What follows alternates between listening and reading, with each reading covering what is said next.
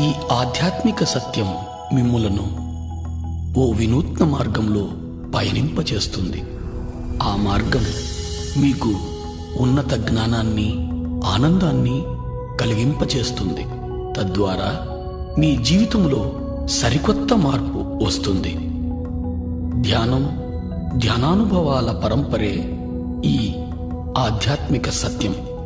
సంపూర్ణ ప్రశాంతతతో చూడండి. కేవలం సాక్షిగా చూడండి. పూర్తిగా మమేకమవ్వండి. దేన్ని అన్వయించకండి.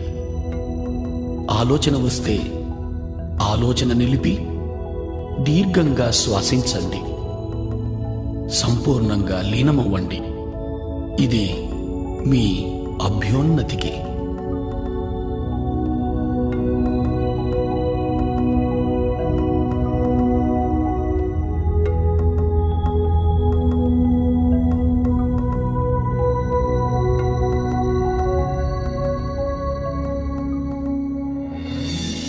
ఈ మహావిశ్వంలో మన ఉనికి అణుమాత్రమే. ఇక్కడ మన అందరి తాపత్రయం మంచి ఆరోగ్యం, సంసారం, సంపద, శాంతి, జ్ఞానాల కొరకే. మొత్తం మీద అన్ని సమయ సందర్భాల్లో ఆరోగ్య, ఆనందమయ జీవనం కోసమే మన తాపత్రయం. అయినా దాన్ని మనం పొందగలుగుతున్నామా? తప్పక పొందగలం.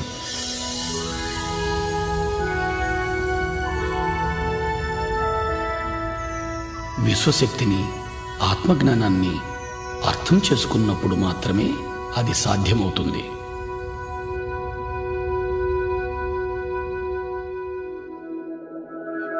ఇప్పుడు విశ్వశక్తి గురించి తెలుసుకుందాం.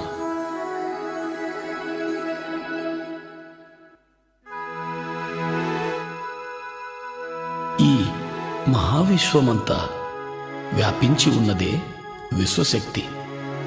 విశ్వంలోని గ్రహాలు, మనుషులు, చెట్లు, అణువులు, పరమాణువులలో మరియు వాటి మధ్య ఉన్న శక్తే ఈ విశ్వశక్తి. ఈ మహావిశ్వాన్ని సమస్థితిలో ఉంచగలిగేదే విశ్వశక్తి. విశ్వశక్తి ప్రాణశక్తిగా కూడా పిలువబడుతూ ఉంది. మన అభ్యున్నతికి మూలం ఈ విశ్వశక్తి. మన నడత, నడవడికల ఆధారం ఈ విశ్వశక్తి.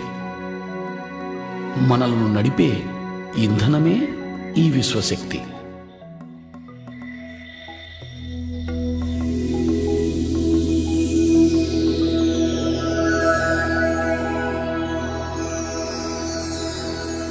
నిద్రలోనూ, సంపూర్ణ నిశ్శబ్దంలోనూ మనం కొద్దిగా ఈ విశ్వశక్తిని పొందుతున్నాం. అలా పొందిన శక్తిని మన దినచర్యలలోని మనో కార్యక్రమాలకు, అంటే చూడడం, మాట్లాడడం, కదలడం, ఆలోచించడం లాంటి అన్ని శారీరక కార్యక్రమాలకు వాడుతున్నాం. నిద్రలో పొందే ఈ పరిమిత శక్తి మన అన్ని పనులకు సరిపడదు. అందుకే నీరసం, నిస్సత్తువ, ఆతురత, మానసిక ఒత్తిడి, నిస్పృహ, తద్వారా అన్ని రకాల మానసిక, శారీరక రుగ్మతలు వస్తున్నాయి. వీటి నుంచి విముక్తి పొందడానికి ఏకైక మార్గం అత్యధికంగా విశ్వశక్తిని పొందడం. అధిక విశ్వశక్తిని పొందే ఏకైక మార్గం ధ్యానం. అధికంగా విశ్వశక్తిని పొందడం ద్వారా ఆరోగ్యమయ, ఆనందమయ జీవితాన్ని గడపగలుగుతాం. మనమున్న స్థితిలో సంపూర్ణంగా ఇమడగలుగుతాం. ఉన్న స్థితిని సంపూర్ణంగా అర్థం చేసుకోగలుగుతాం. ఉన్న స్థితిలో జ్ఞానాన్ని పొందగలుగుతాం. చివరకు ఆత్మోన్నతికి కూడా ఈ విశ్వశక్తే దోహదం చేస్తుంది. అధికంగా విశ్వశక్తిని పొందే మార్గం ధ్యానం.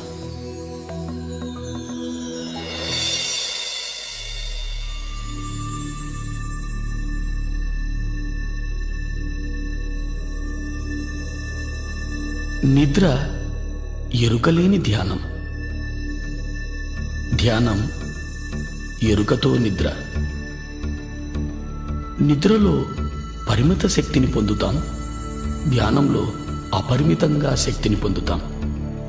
ఈ శక్తి మన శారీరక, మానసిక, బుద్ధి, ఆధ్యాత్మిక శక్తులను ప్రభావితం చేస్తుంది. ఇది మన అతీంద్రియ శక్తులను కూడా ప్రభావితం చేస్తుంది. ధ్యానం ద్వారా మనం పొందే శక్తి వల్ల శారీరక ఆరోగ్యం, మానసిక ప్రశాంతత, ఉన్నత విచక్షణ జ్ఞానం పొందుతాం. మహాద్భుత జ్ఞానాన్ని పొందడానికి ఏకైక మార్గం ధ్యానం. దైనందిక జీవితంలో కూడా అత్యున్నత స్థానాన్ని పొందడానికి ధ్యానం ఎంతో దోహదం చేస్తుంది. ధ్యానం అంటే మరేమీ కాదు, ఎరుకతో మనలోకి మనం చేసే ప్రయాణం. ధ్యానంలో మన చైతన్య పదార్థం శరీరం నుంచి మనసుకు, మనసు నుంచి బుద్ధికి, బుద్ధి నుంచి ఆత్మకు ఎరుకతో ప్రయాణం చేస్తుంది. ధ్యానం కోసం మనం మొదట శరీరాన్ని, మనసును నిలువరింపచేయాలి. అంటే శారీరక కదలికలను, చూడటాన్ని, మాట్లాడటాన్ని, ఆలోచించటాన్ని నిలిపివేయాలి. ఇప్పుడు ధ్యానం ఎలా చేయాలో తెలుసుకుందాం.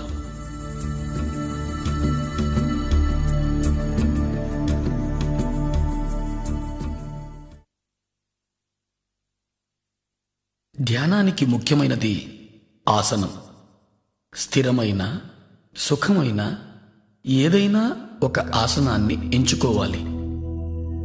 నేల మీద కానీ, మరే ఇతర కుర్చీలు, బల్లలు లాంటి వాటి మీద కూర్చొని కూడా చేయవచ్చు. ధ్యానం ఏ సమయంలోనైనా చేయవచ్చు. ముఖ్యమైనది అనుకూలంగా ఉండగలిగే స్థలమై ఉండాలి. హాయిగా కూర్చొని కాళ్ళు రెండు ఒకదానితో ఒకటి చేర్చి, చేతి వేళ్లల్లో వేళ్లుంచి, కళ్ళు మూసుకొని లోపల కానీ బయట కానీ ఏ శబ్దమూ చేయకుండా, ఏ మంత్రమూ జపించకుండా శరీరాన్ని పూర్తిగా తేలిక చేయాలి.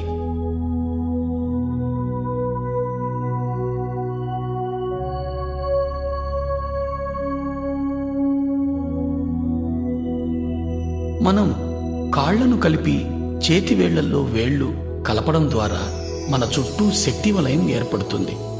మన ఆసనంలో స్థిరత్వాన్ని పెంచుతుంది. కళ్ళు మనోద్వారాలు కాబట్టి కళ్ళు రెండూ మూసుకోవాలి. మంత్రోచ్చారణ కానీ, మరే ఇతర శబ్దం కానీ చేయడం మనసు చేసే పని కాబట్టి దాన్ని సంపూర్ణంగా నిలిపివేయాలి. ఎప్పుడు శరీరం సంపూర్ణంగా స్థిమితమవుతుందో అప్పుడు చైతన్యం శరీర పదార్థం నుంచి మనోబుద్ధి పదార్థాల వైపు ప్రయాణం చేస్తుంది. మనస్సు మరేమీ కాదు, ఆలోచనల పుట్ట. అనుక్షణం ఎన్నో ఆలోచనలు మొదలవుతూనే ఉంటాయి. వాటి వెనుక మరెన్నో ప్రశ్నలు, తెలిసినవి, తెలియనివి. చైతన్య పదార్థాన్ని మనోబుద్ధి పదార్థాల నుంచి ఆత్మవైపు ప్రయాణింపచేయడానికి మనం చేయవలసిన పని మన సహజమైన శ్వాసను గమనించడం. గమనించడం అనేది ఆత్మ యొక్క ప్రక్రియ.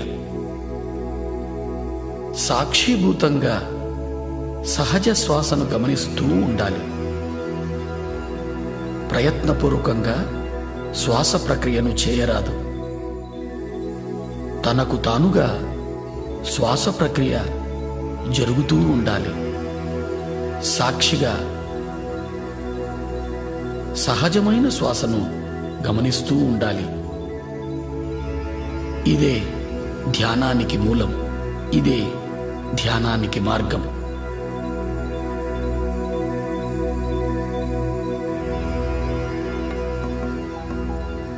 ఆలోచనల వెంట పోరాదు. ప్రశ్నలలో చిక్కుకోరాదు.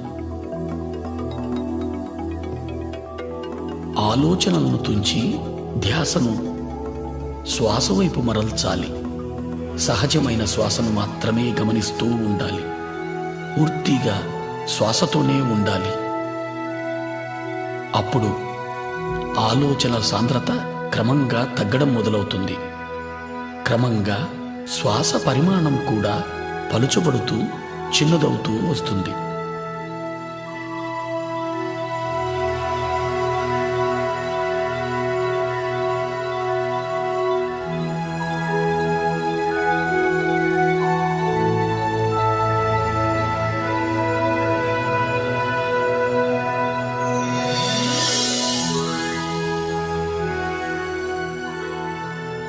చివరకు పూర్తిగా చిన్నదై రెండు కన్నుమొమ్మల మధ్య చిన్న వెలుగుగా ఉండిపోతుంది.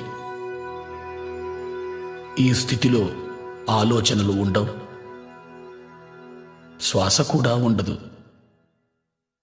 ఇదే ఆలోచన రహిత స్థితి. ఇదే నిర్మల స్థితి. ఇదే ధ్యాన స్థితి.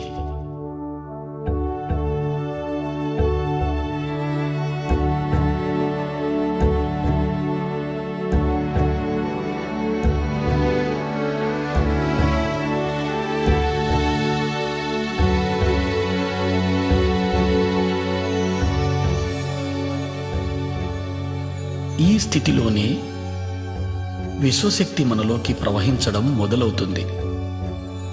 ఎప్పుడైతే మనం అధికంగా ధ్యానం చేస్తామో అధికంగా విశ్వశక్తిని పొందడం జరుగుతుంది.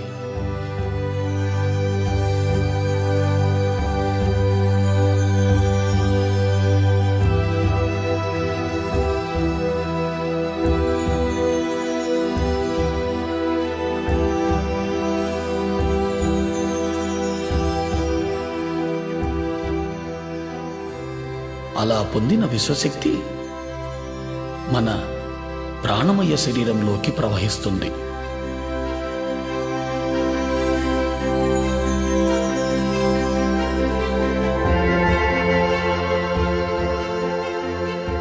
ప్రాణమయ శరీరం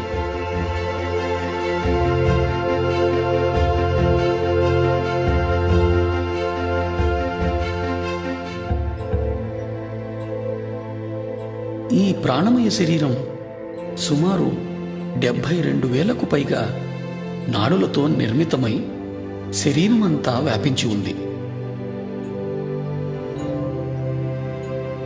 ఈ నాడులన్నీ తలపై మధ్య భాగం నుంచి మొదలవుతాయి. ఈ మొదలయ్యే భాగాన్ని బ్రహ్మరంధ్రము అంటారు.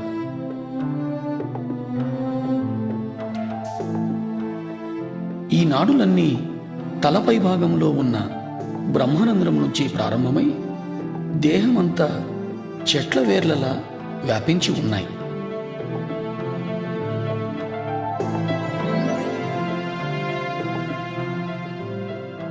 ఈ ప్రాణమయ శరీరమే మన జన్మ నిర్మాణానికి మూలం.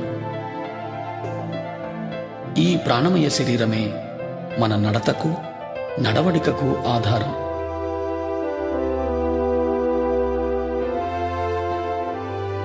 మన ప్రాణమయ శరీరం విశ్వశక్తిని నిద్రలోనూ ధ్యానంలోనూ పొందుతూ ఉంటుంది. ఇలా పొందిన విశ్వశక్తిని మన శరీరము, మనసు, బుద్ధి చేసే పనులకు వాడుతూ ఉన్నాం. అనగా శారీరక ప్రక్రియలు, చూడడం, మాట్లాడడం, ఆలోచించడం మొదలైనవి. ఈ ప్రక్రియలన్నీ కూడా మనము తీసుకునే విశ్వశక్తిపైనే సంపూర్ణంగా ఆధారితమై ఉన్నాయి.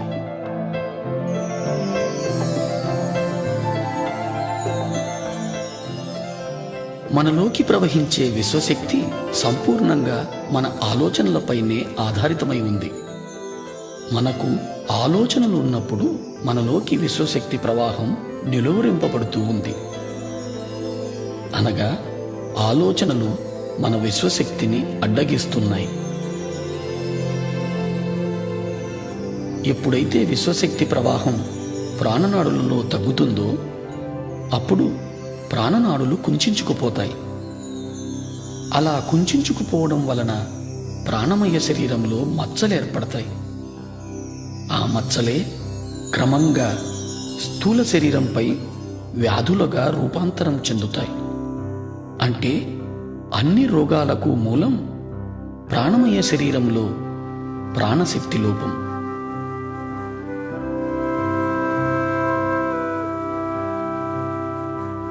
ధ్యానంలో మనము అపారమైన విశ్వశక్తిని పొందుతాం. ఆ శక్తి మన ప్రాణమయ శరీరంలోని అన్ని నాడులలోనూ ప్రవహిస్తుంది. ఎప్పుడైతే ఈ విశ్వశక్తి మన నాడులలో ప్రవహిస్తుందో ఆ ప్రవాహపు తీవ్రతకు నాడులలో ఉన్న అడ్డంకులన్నీ తొలగిపోయి మచ్చలన్నీ మాసిపోతాయి. ఎప్పుడైతే మచ్చలన్నీ మాసిపోతాయో అప్పుడు మనం అన్ని రకాల రుగ్మతల నుంచి విముక్తి పొందగలుగుతాం.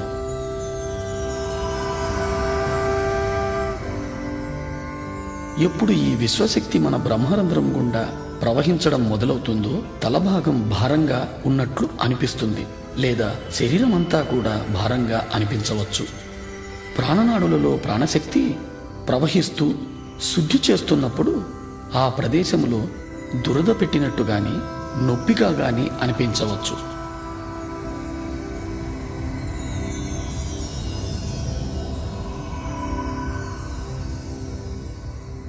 ఈ నొప్పులన్నింటికీ ఎలాంటి మందులు వాడనవసరం లేదు. ధ్యాన సమయాన్ని పెంచడంతో ఈ నొప్పులన్నీ తగ్గిపోతాయి.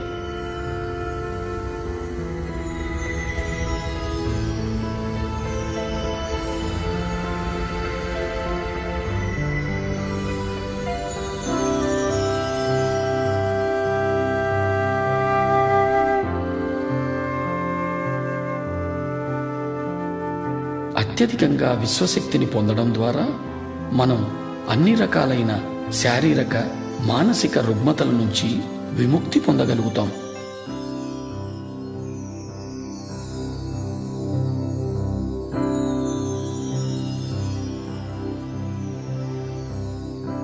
ధ్యానాన్ని పిరమిడ్లో చేస్తే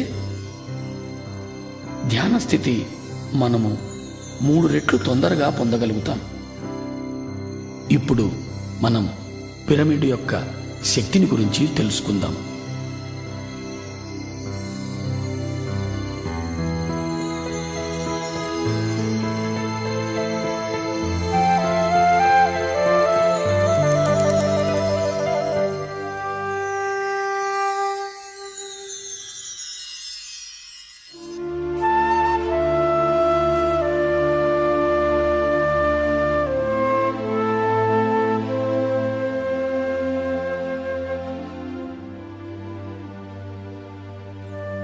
ఈ పృథ్వీపైన అత్యధికంగా విశ్వశక్తిని పొందే ఏకైక కట్టడం పిరమిడ్.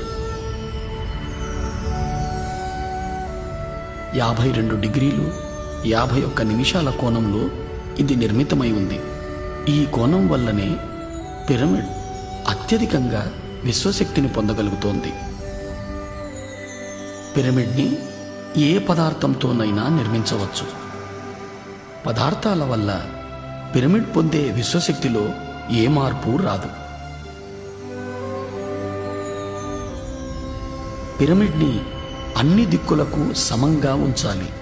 అంటే తూర్పు, పడమర, ఉత్తరం, దక్షిణం అన్ని వైపులకు.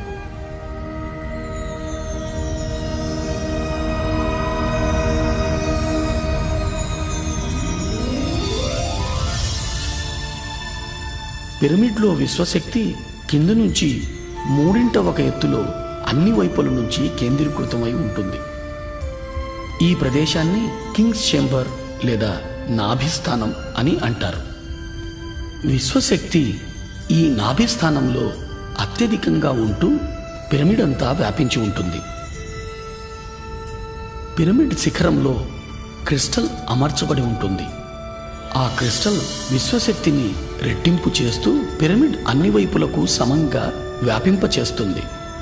పిరమిడ్లో నిర్మల స్థితి లేదా ఆలోచన రహిత స్థితి 3 రెట్లు తొందరగా పొందగలుగుతాం.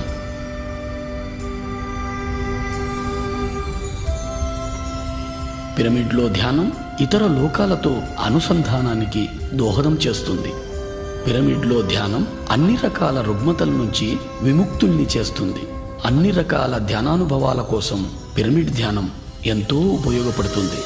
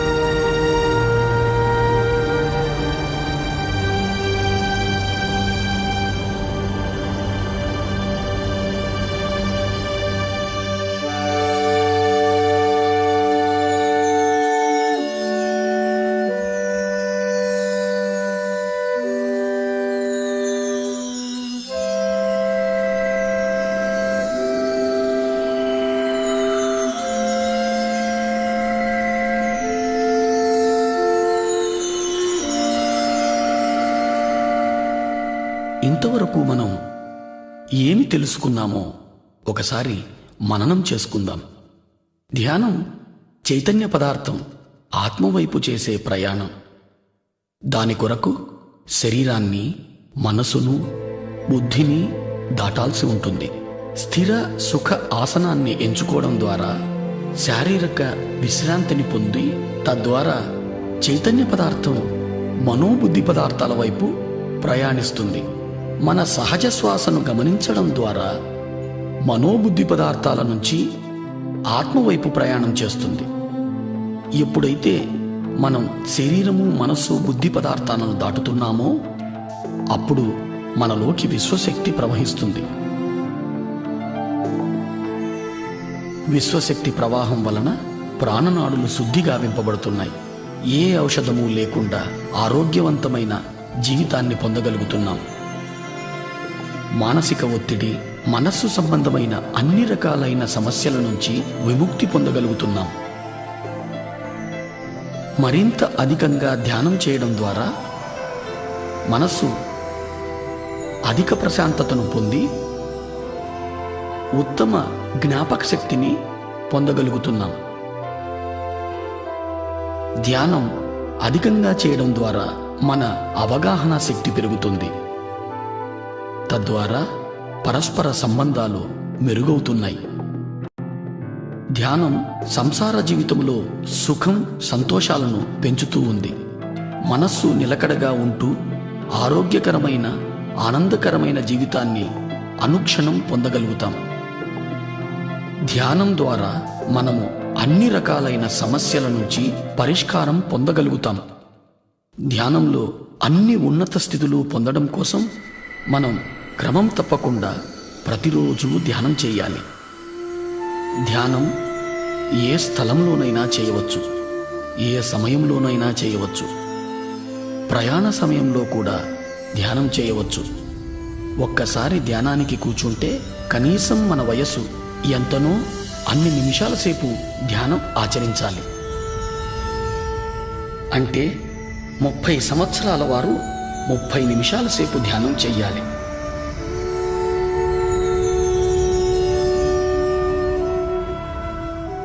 ధ్యానం కోసం సంసార జీవితాన్ని త్యజించనవసరం లేదు. ప్రతి ఒక్కరూ ధ్యానం చెయ్యాలి.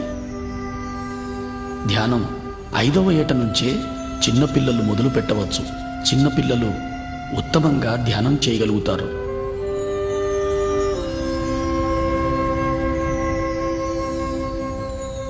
ధ్యానం నేర్వడం కోసం ఏ గురువు కోసము వెతకనవసరం లేదు.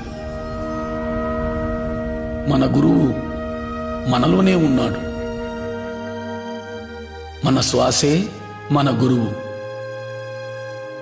ఇది ప్రతి ఒక్కరికి వర్తిస్తుంది.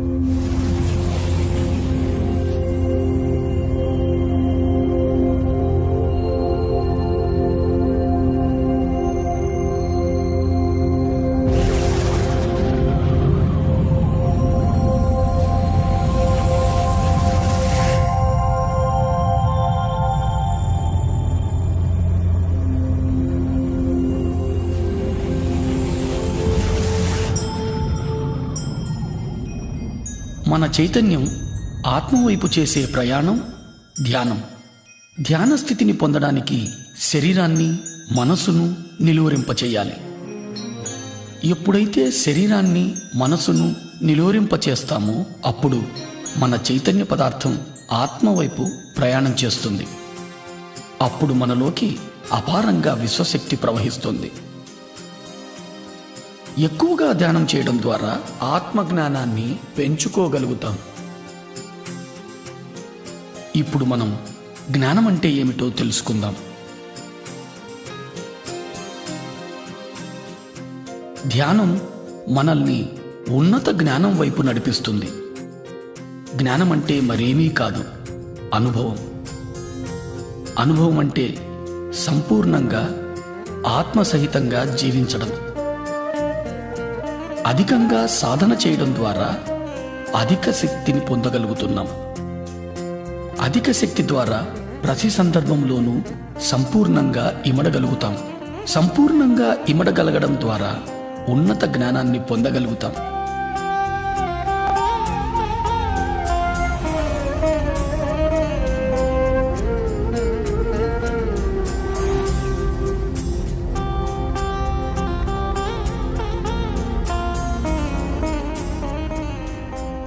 జ్ఞానం ద్వారా ఉన్నతమైన అవగాహన శక్తిని పెంపొందించుకోగలుగుతాం. తద్వారా ముక్తిని సాధించగలుగుతాం. ఈ ఉన్నత అవగాహన శక్తి ద్వారా మనం శరీరం మాత్రమే కాదు, అద్భుతమైన జీవులని తెలుసుకుంటాం. మనమున్న ప్రతి స్థితి మనకు అవగతమవుతూ ఉంటుంది.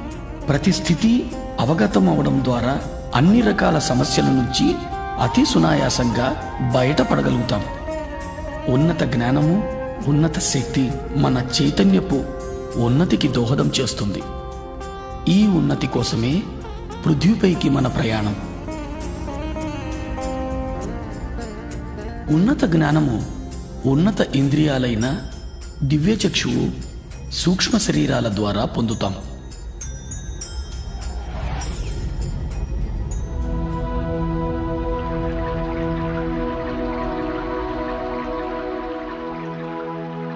దివ్యచక్షువు అద్భుతమైన ఆత్మ యొక్క ఇంద్రియం. ఉన్నత లోకాల్లో చూడటానికి, వినడానికి, అనుభూతి పొందడానికి ఉపయోగపడే అద్భుతమైన ఇంద్రియమే ఈ దివ్యచక్షువు.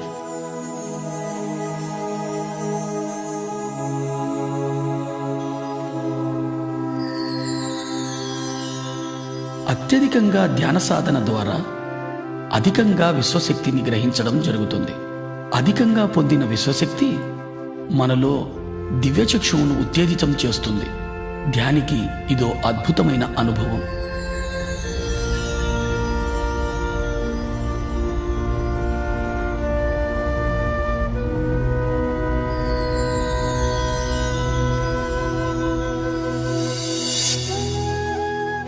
దివ్యచక్షువు ఉత్తేజితమవుతున్న సందర్భంలో నొసటి భాగంలో రెండు కనుబొమ్మల నడుమ నొప్పిగా కానీ, లాగినట్టు కానీ అనుభూతులు కలుగుతాయి.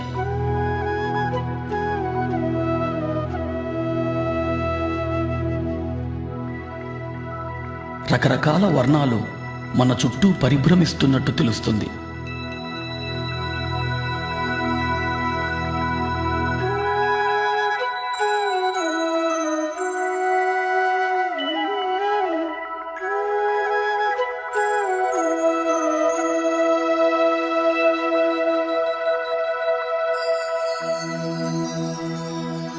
మన చుట్టూ నడక శబ్దం, గుసగుసల శబ్దం వినపడుతున్నట్లు అనిపిస్తుంది.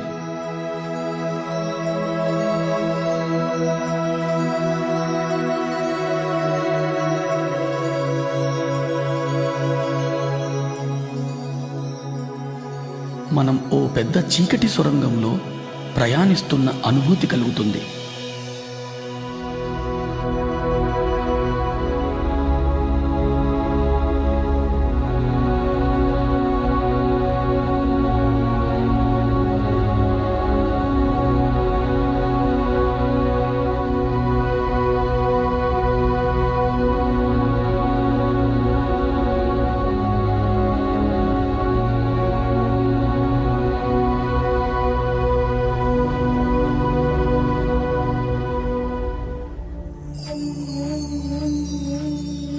ఎప్పుడైతే ప్రాణమయ శరీరం సంపూర్ణంగా విశ్వశక్తిని పొందుతుందో అప్పుడు దివ్యచక్షువు పరిపూర్ణమవుతుంది.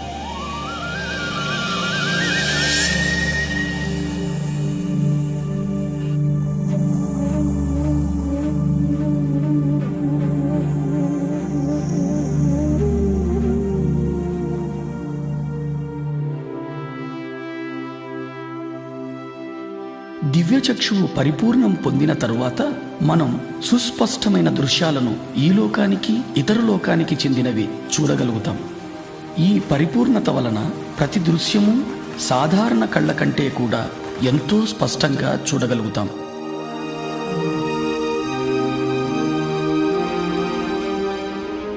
మనం ఇతర లోకాల విషయాలను కూడా చాలా స్పష్టంగా చూడగలుగుతాం. మనం ఎక్కడో జరిగే విషయాలను ఇక్కడ నుంచే స్పష్టంగా చూడగలుగుతాం. మనం ఎన్నో దృశ్యాలను ఎన్నో విషయాలను చాలా స్పష్టంగా చూడగలుగుతాం.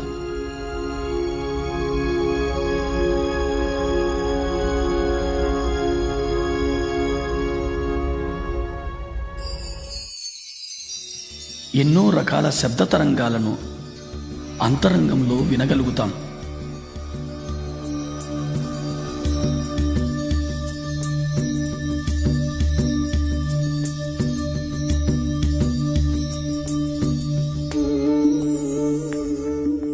ఎందరో మహానుభావులను మనం ఎరిగిన రూపంలో వారిని చూడడం జరుగుతుంది.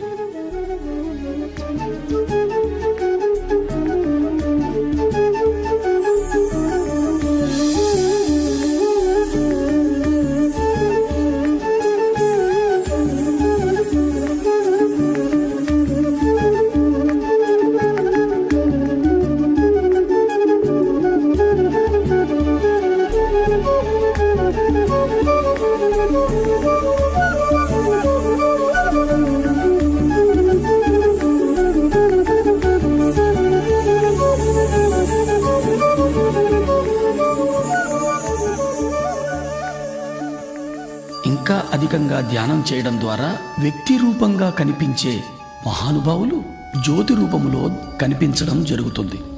జ్యోతి రూపంలో కనిపించినా అది ఏ మహానుభావునికి సంబంధించిందో మనం స్పష్టంగా తెలుసుకోగలుగుతాం. మహానుభావుల నుంచి సందేశాలు వినగలుగుతాం.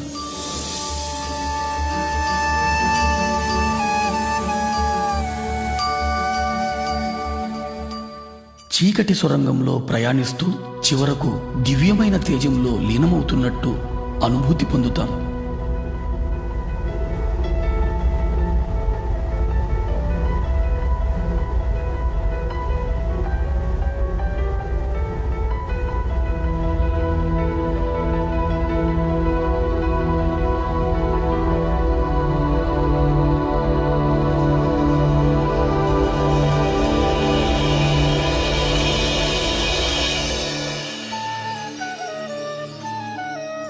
మహానుభావుల సందేశాల ద్వారా ఇతర లోకాల వాస్తవాలను చూడడం ద్వారా అంతరంగంలో ఏర్పడే అనుభూతుల ద్వారా మనం మన సమస్యలన్నిటికీ పరిష్కార మార్గాన్ని పొందగలుగుతాం.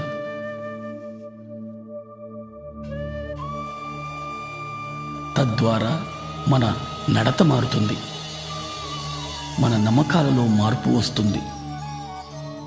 ఇదే ఈ దివ్యచక్షువు ద్వారా మనం పొందే అద్భుతమైన అనుభవం.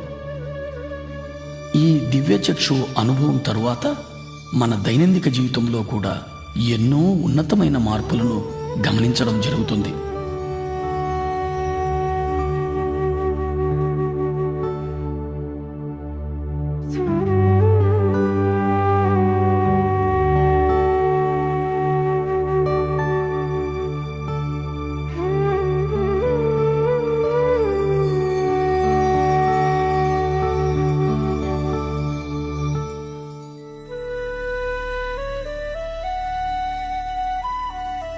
ఆత్మ యొక్క మరో ఇంద్రియమే ఈ సూక్ష్మ శరీరం. ఇతర లోకాలలో విహరించడానికి, ఇతర లోకాల జ్ఞానాన్ని పొందడానికి ఉపయోగపడే సాధనం సూక్ష్మ శరీరం. సూక్ష్మ శరీరం మన చైతన్య పదార్థపు మరో రూపం. మన స్థూల శరీరపు ప్రతిరూపంలా ఉంటుంది.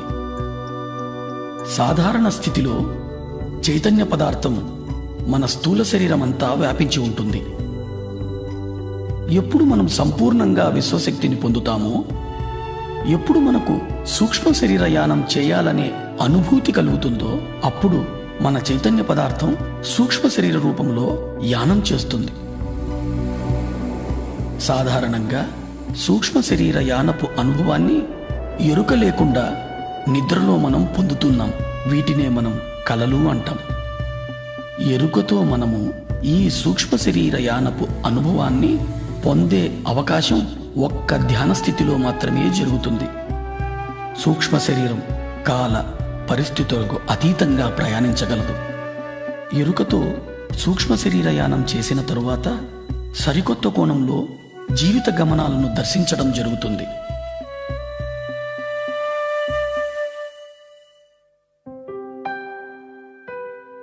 ధ్యానంలో అత్యధికంగా విశ్వశక్తిని పొందినప్పుడు శరీరమంతా వ్యాపించి ఉన్న చైతన్య పదార్థం ఒక కేంద్రం వైపు ప్రయాణించడం జరుగుతుంది.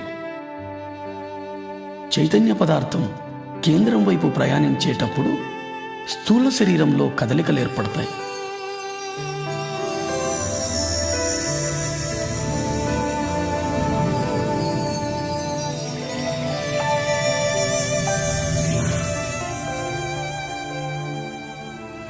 మనం మన శరీరమంతా తేలికైపోతున్న అనుభూతి పొందుతాం. మన కాళ్ళు చేతులు లేవేమో అనే భావన కలుగుతుంది. మన శరీరం పూర్తిగా తేలికగా దూదిపించేలా అనిపిస్తుంది. శరీరంలోని వివిధ ప్రదేశాలలో కదలికలను గమనిస్తాం. ఒక్కొక్కసారి పూర్తి శరీరం తిరుగుతున్నట్లు అనిపిస్తుంది. ఇదే సూక్ష్మ శరీరపు కదలికల అనుభవాలు.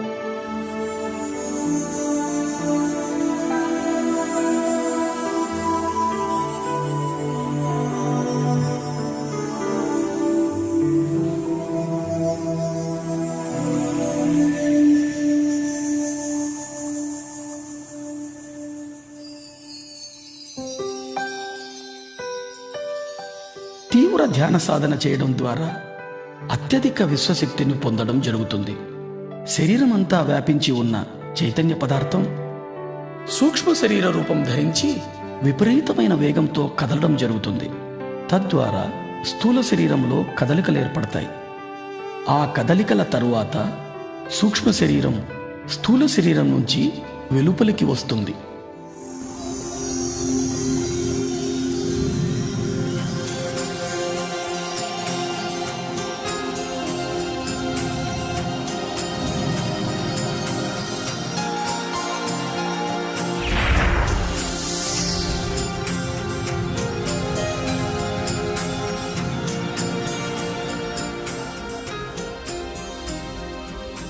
అలా వెలుపలికి వచ్చిన సూక్ష్మ శరీరానికి స్థూల శరీరానికి మధ్య తెల్లటి వెండి తీగ లాంటి పదార్థం అనుసంధానమై ఉంటుంది.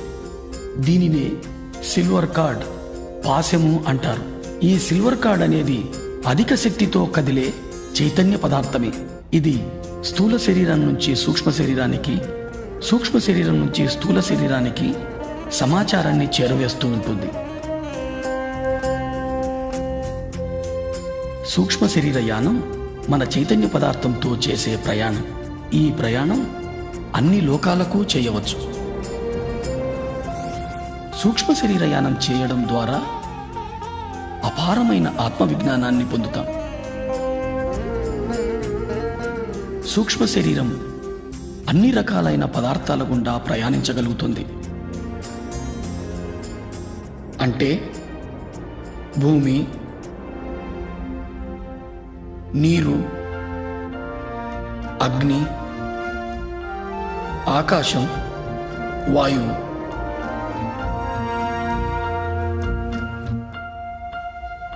సూక్ష్మ శరీరం అన్ని లోకాలలోనూ ఎటువంటి అడ్డంకులు లేకుండా విహరించగలుగుతుంది.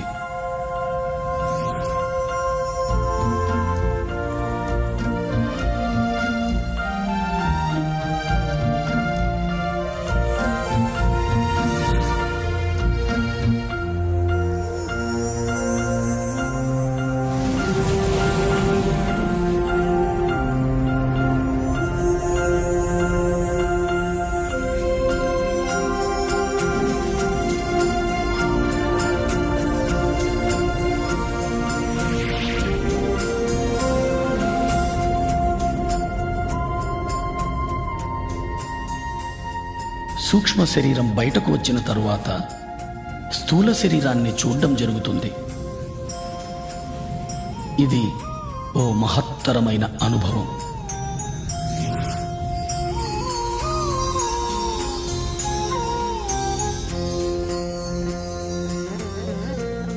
ఈ అనుభవం తరువాత సంపూర్ణంగా నేను స్థూల శరీరం కాదు, స్థూల శరీరంలో వసిస్తున్నాను అనే విషయాన్ని స్పష్టంగా అవగాహన చేసుకోగలుగుతాం.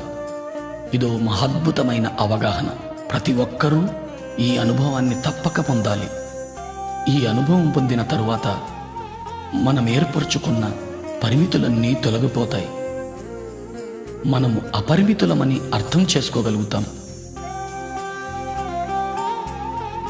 ఈ అనుభవం తరువాత నేను అంటే చైతన్య పదార్థం అని స్పష్టంగా అవగతమవుతుంది.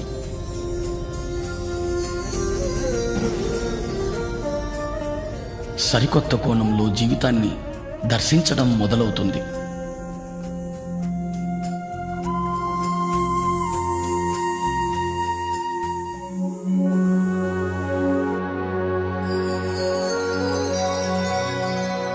నిర్వాణ.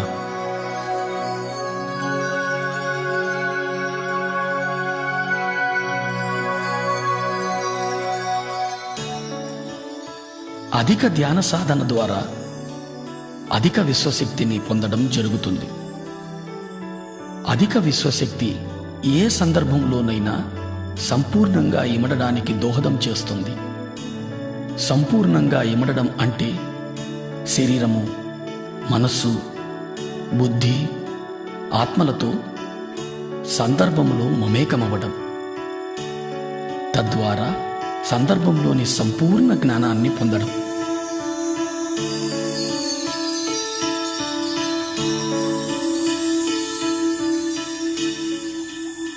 సాధారణ వ్యక్తి జీవితంలో అనుభవాలను మాత్రమే పొందుతాడు. అనుభవంలో ఇమిడి ఉన్న జ్ఞానాన్ని అవగతం చేసుకోలేడు. ఎందుకంటే అనుభవాలను స్థూల రూపంలో మాత్రమే చూడగలుగుతాడు. ధ్యాని జీవితానుభవాలను సంపూర్ణంగా అవగతం చేసుకోగలుగుతాడు.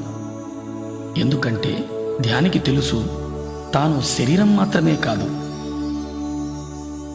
శరీరంలో నివసిస్తున్నాను అని.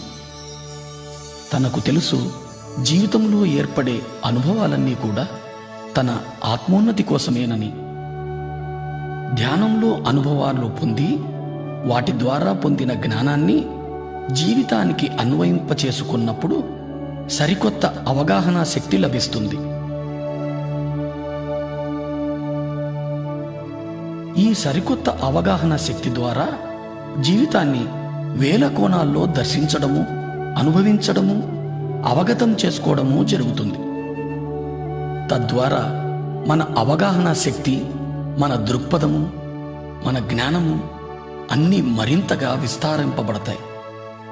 ఇది మన చైతన్య విస్తారానికి దోహదం చేస్తుంది.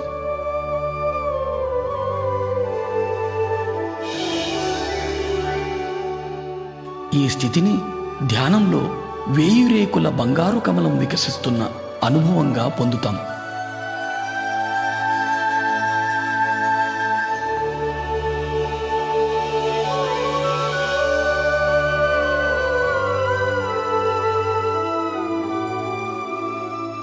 ప్రతి ఒక్క రేకు జీవితపు ఒక సరికొత్త కోణపు అవగాహన.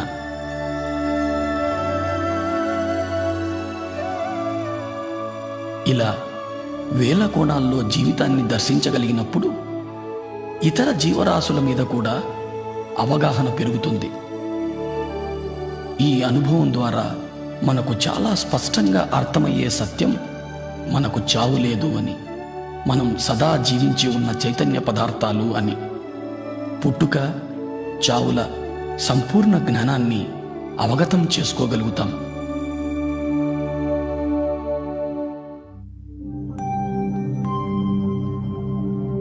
జనన మరణాలు.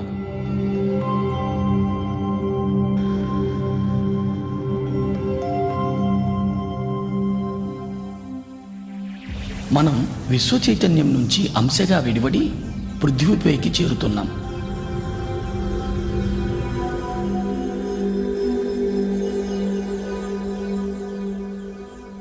నుంచి విడివడిన అంశకు ప్రాణమయ శరీరమే ఆధారం. ఈ పృథ్వీపైకి మన రాకకు కారణం రకరకాల అనుభవాల జ్ఞానాన్ని పొందడం కోసమే. దాని కొరకు మనం గర్భాన్ని, తల్లిదండ్రులను, పరిసరాలను, పరిస్థితులను ఎంచుకొని వస్తాం. జన్మ విచారం మొత్తం ఆత్మ ఎరుకలో ఉంటుంది. గర్భాన్ని ఎంచుకున్న తరువాత అంశ గర్భంలో చేరుతుంది. ఎప్పుడైతే అంశ గర్భాన్ని చేరుతుందో గర్భస్థ శిశువుకు ప్రాణం చేకూరుతుంది.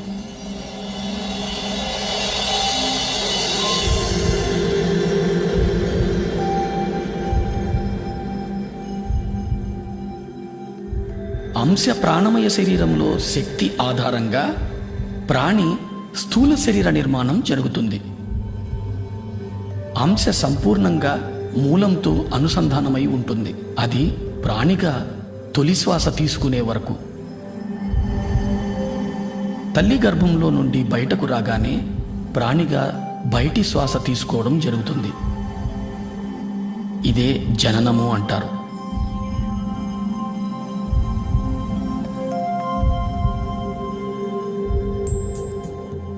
తొలి శ్వాస నుంచి 7వ ఏట వరకు ప్రాణి మూలపు అవగాహన కలిగి ఉంటుంది. మనస్సు నిర్మాణం 7వ ఏట నుంచి మొదలై 14వ ఏటకు పరిపూర్ణమవుతుంది. బుద్ధి నిర్మాణం 14వ ఏట మొదలై 21 నాటికి పరిపూర్ణమవుతుంది. 21 నుంచి 28 వరకు శరీరము, మనస్సు, బుద్ధి మూడింటి కలయికల జీవిత అనుభవాన్ని పొందుతాం. 28వ ఏట నుంచి జీవితం పూర్తిగా ఆత్మజ్ఞానం మీదనే ఆధారితమై ఉంది. ఆత్మజ్ఞానావగాహన లేకుండా చైతన్యం శరీరము, మనసుల మధ్య ఉండిపోతుంది. తద్వారా జీవితంలో దుఃఖం మొదలవుతుంది. ఎందుకంటే పరిస్థితులు ఎందుకు ఏర్పడుతున్నాయో అర్థం కాదు. ప్రతి స్థితి ఎంతో క్లిష్టతరంగా అనిపిస్తుంది. పరిమిత అవగాహనతో జీవితం జడంగా తయారవుతుంది. విశ్వశక్తి ప్రవాహం నుంచి దూరం అవ్వడం, తద్వారా శరీరంలో అనారోగ్యం, మానసిక ఒత్తిడులు, పర్యవసానంగా అస్తవ్యస్తమైన జీవితమంతా ఎరుక లేకుండానే గడిచిపోతుంది. తాను ఎందుకొచ్చానో అన్న విషయాన్ని సంపూర్ణంగా మరిచిపోతాడు.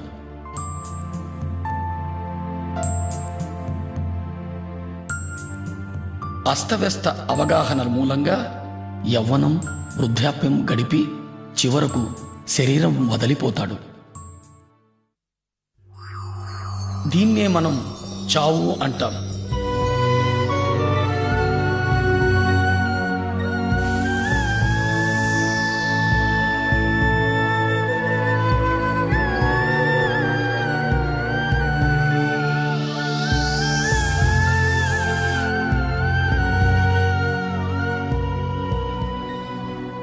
మరణం తరువాత కూడా జడమైన మనస్సు చైతన్యాన్ని మూలానికి చేరనీయదు.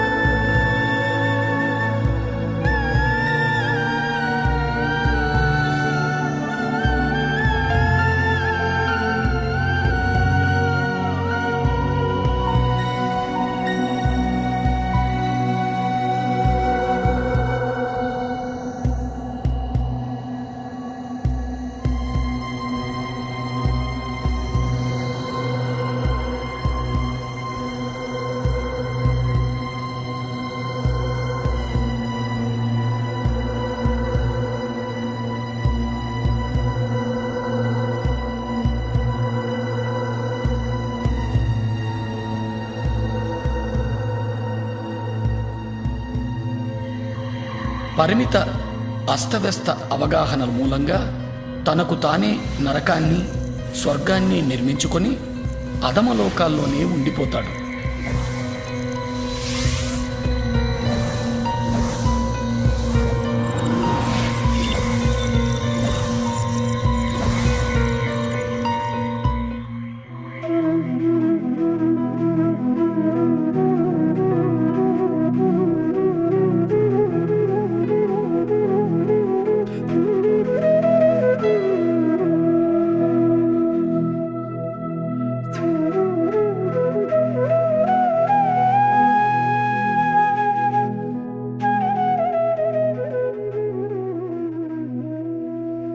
మన చైతన్యాన్ని ఆత్మలో అనుసంధానం చేసి జీవించడం జరుగుతుందో అప్పుడు అన్ని సందర్భాలలోనూ ఆనందమయంగానే జీవించడం జరుగుతుంది. మరణానంతరం కూడా అధమలోకాల్లో కాక నేరుగా మూలానికే చేరుకుంటాడు.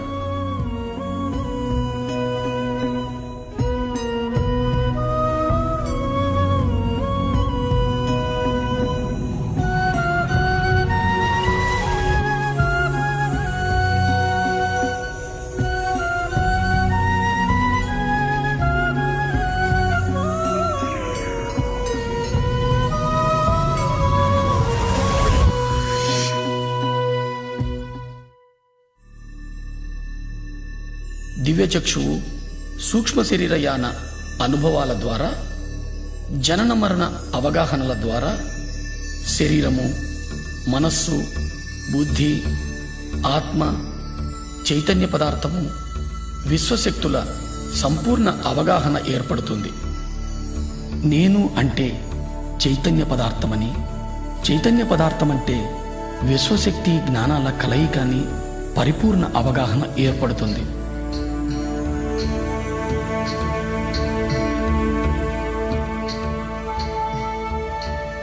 ఈ అవగాహనతో జీవితాన్ని సాగించగలిగినప్పుడు ఇతర లోకాల నిర్మాణానికి, ఈ మహావిశ్వ నిర్మాణానికి సంబంధించిన జ్ఞానం పొందడం జరుగుతుంది.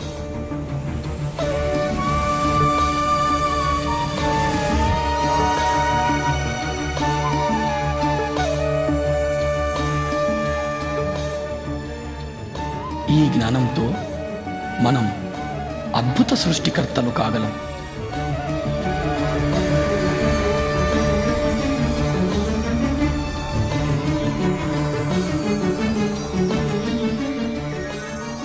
అప్పుడు ఏది పలికినా కొత్తదనమే, ఏ ఆలోచన వచ్చినా నవనిర్మాణమే, ఏది చేసినా ఓ నవ సృష్టే.